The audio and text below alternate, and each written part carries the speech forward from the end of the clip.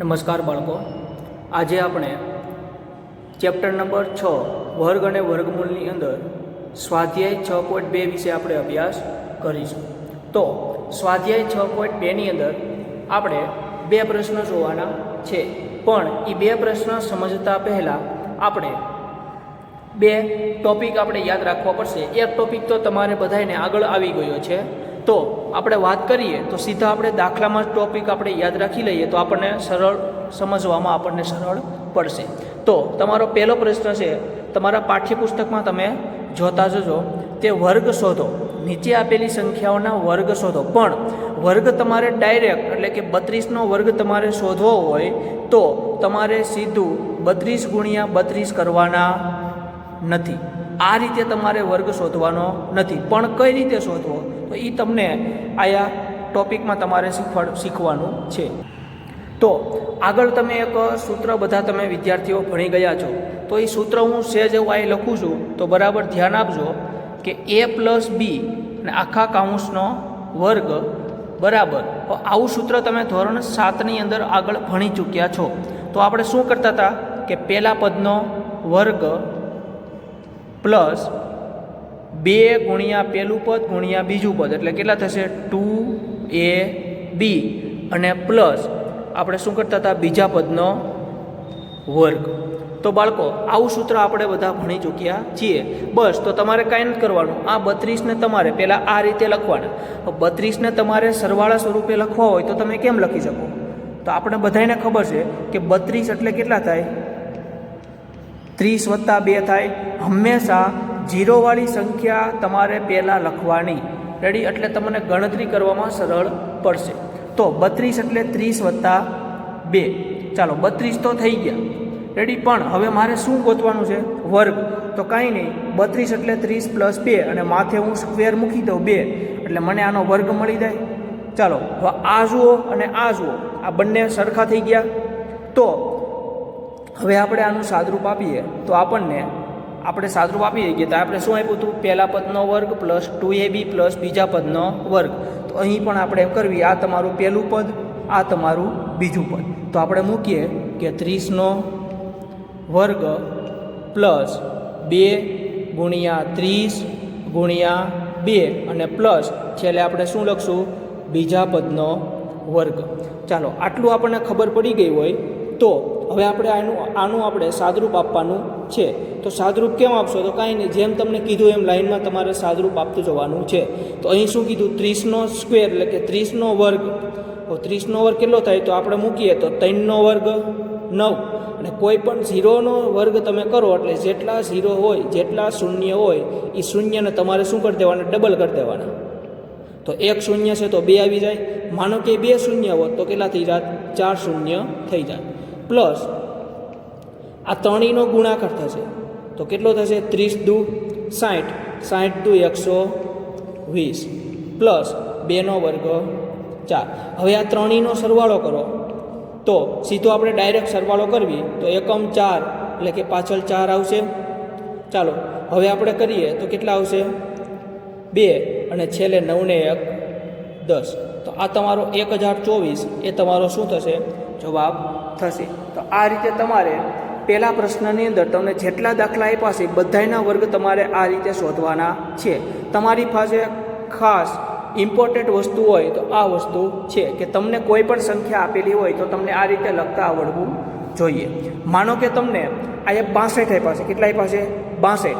દાખલા તરીકે તમને 62 આપ્યા છે 62. તો આને તમારે લખવું હોય તો લખી શકો 60 + 2. તમને 34 આપ્યા હોય તો તમે લખી શકો 30 + 4. તો આવી રીતે કોઈ પણ ઝીરોવાળી સંખ્યા એની નજીકની ઝીરોવાળી સંખ્યા તમારે લઈ લેવાની. તો આની જેવા બાકીના બધા જ દાખલા તમારે જાતે લખવાના રહેશે. ચાલો હવે આપણે ટોપિક નંબર 2 સમજીએ. તો પ્રશ્ન નંબર 2 શું કીધું છે? પાયથાગોરિયન ત્રિપુટી શોધો. તમને એક સંખ્યા આપી છે, દાખલા તરીકે પહેલો દાખલો 6 આપી છે. આપણને ખબર છે ત્રિપુટીમાં હંમેશા કેટલી સંખ્યાઓ હોય? 3 સંખ્યાઓ હોય. કેટલી સંખ્યાઓ હોય? 3. હવે એમાંથી તમને એક 6 આપી છે, એનો મતલબ એવો કે હજી તમારે એવી 2 સંખ્યા શોધવાની છે. પણ એ 2 સંખ્યા તમે મેળવશો એટલે એનો મતલબ એવો થશે કે આપેલી 3 સંખ્યા કેમાં હશે? પાયથાગોરિયન. તો પાયથાગોરિયન એટલે શું? પ્રશ્ન તમને એ થશે કે પાયથાગોરિયન એટલે શું? તો વિદ્યાર્થી મિત્રો, આપણે ગણિત શાસ્ત્રીનું આપણે નામ સાંભળ્યું હશે, પાયથાગોરસ. આપણે એક ગણિત શાસ્ત્રીનું નામ તમે બધાએ લગભગ સાંભળ્યું હશે, પાયથાગોરસ. આ એક ગણિત શાસ્ત્રી છે, પાયથાગોરસ. હવે આણે શેની શોધ કરી છે?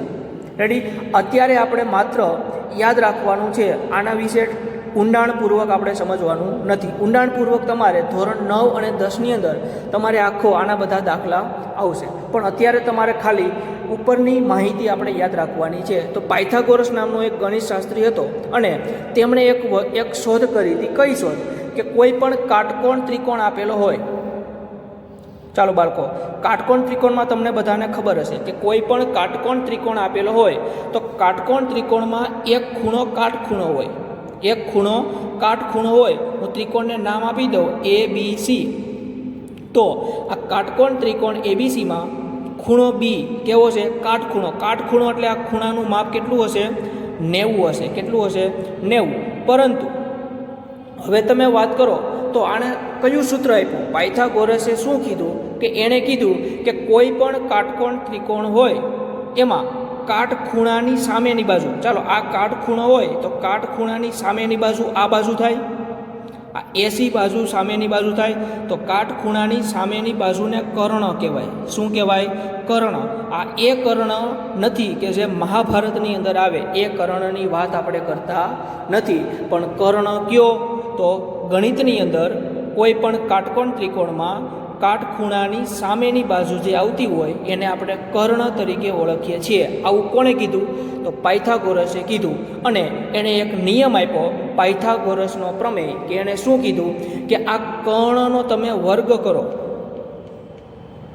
આ કર્ણનો તમે વર્ગ કરો તો એ વર્ગ તમને કેટલો મળે?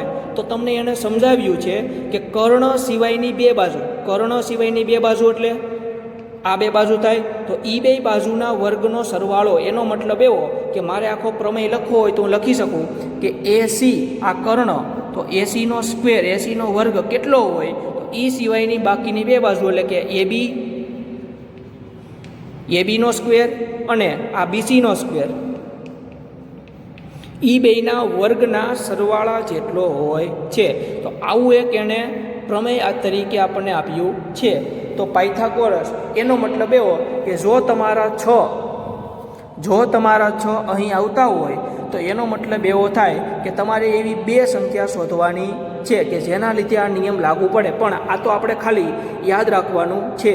રેડી? તમારી સમજૂતી માટે. તો પાયથાગોરસ તમને ખબર પડી ગઈ છે.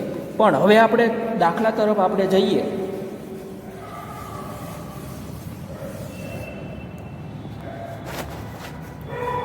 તો ત્રિપુટી આપણે કેમ મેળવી? તો એના માટે તમારે 3 યાદ રાખવાનું છે કે કોઈ પણ પાયથાગોરિયન ત્રિપુટી હોય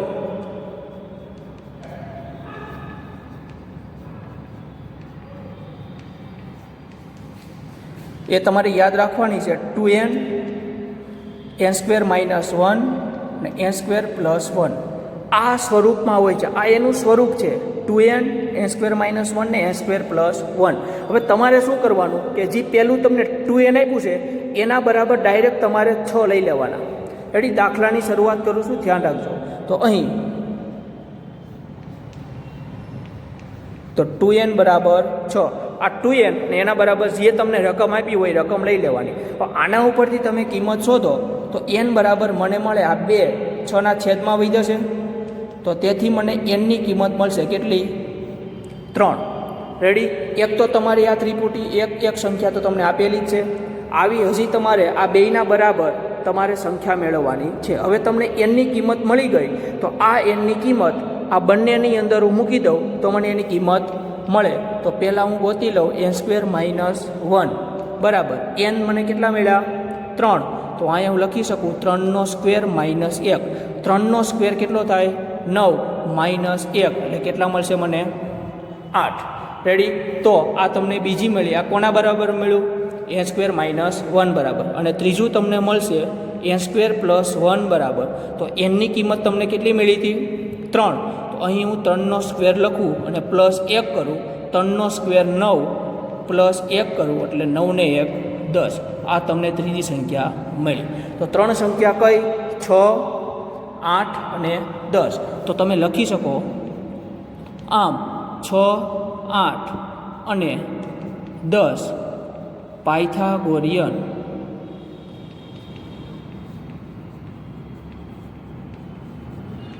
ત્રિપુટી છે.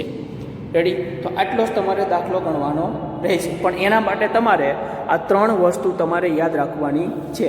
હવે બીજા દાખલામાં તમને સંખ્યા બદલી નાખે તો તમારે સીધી સંખ્યા બદલી નાખવાની, આ રીતે દાખલો ગણી લેવાનો. રેડી? હવે તમને ખબર કેમ પડે કે આ 3 સંખ્યા સાચી છે કે ખોટી? તો આપણે એક તમારો દાખલો અહીં પૂરો, તમારો દાખલો અહીં પૂરો. હવે આપણે ચેક કરીએ છીએ કે સાચું છે ખોટું. કેમ ખબર પડે? તો તમને આ 3 સંખ્યા મળી 6, 8 અને 10.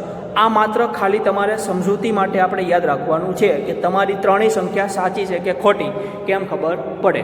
તો બાળકો આપણે જોઈએ તો આનો વર્ગ કરો 36, આનો વર્ગ કરો 64, આનો વર્ગ કરો 100.